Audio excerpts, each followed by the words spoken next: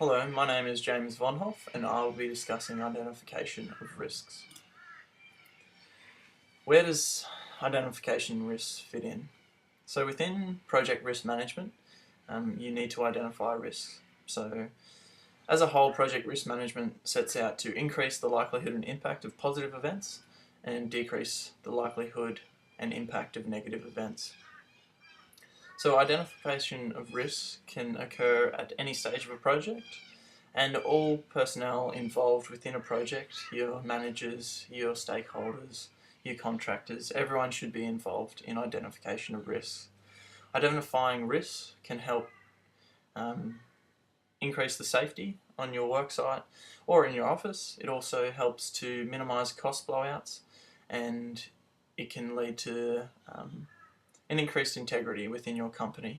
This diagram is taken from PMBOK, and it just displays how many inputs there actually is into the identification of risks.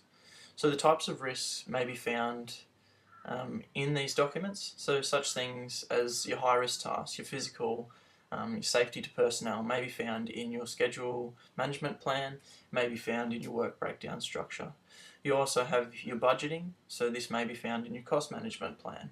You've got your resource and strategic, so resourcing may be found, the risk to this may be found in your human resource management plan, and your strategic risks may be impacted upon by stakeholders, the change of ideas, the change of scope of your project.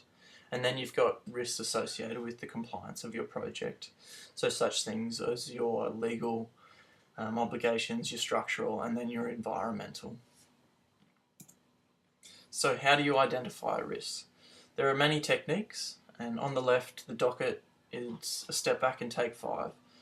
Now this is specific to the mining industry, but I think it covers a couple of techniques discussed, such as your brainstorming, interviewing, and your checklist analysis. So it lists several hazards that may be found in a workplace. Then it goes on to help minimise those risks and mitigate, and what you would do to lower that hazard in your working duties. Other techniques involved are your documentation reviews, as just discussed. Then you also have your brainstorming, your root cause analysis, which I think is a bit of a reactive identification of risk. Then on the right there you have your Delphic technique. So this is a collective effort, most of the time a collaborative effort by experts who come together and discuss a focus upon a risk associated with a project, and then they form a consensus which can lead to the minimisation or lessening of the likelihood of that risk.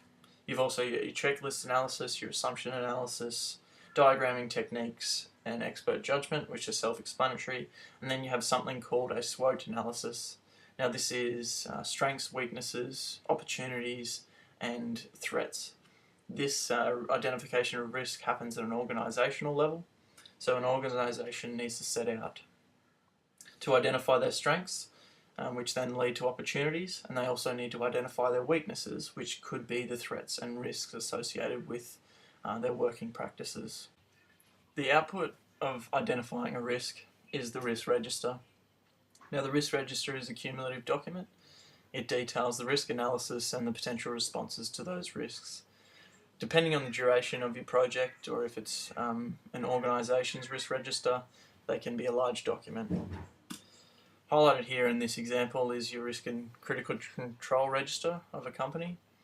Now on here you've got your hazard, you've got your activity, you've got your unwanted event, you've got a critical control, and then you've got your categorisation of the risk, and you've got your accountability.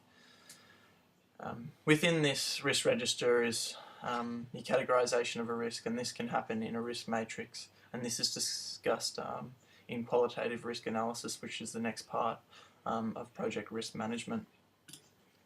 If you're interested in this area, Engineers Australia recently advertised a conference in Brisbane about risk. This just highlights the importance of project risk management to the industry. For all feedback, please send your emails to james.vonhoff@cqmail.com. Thank you.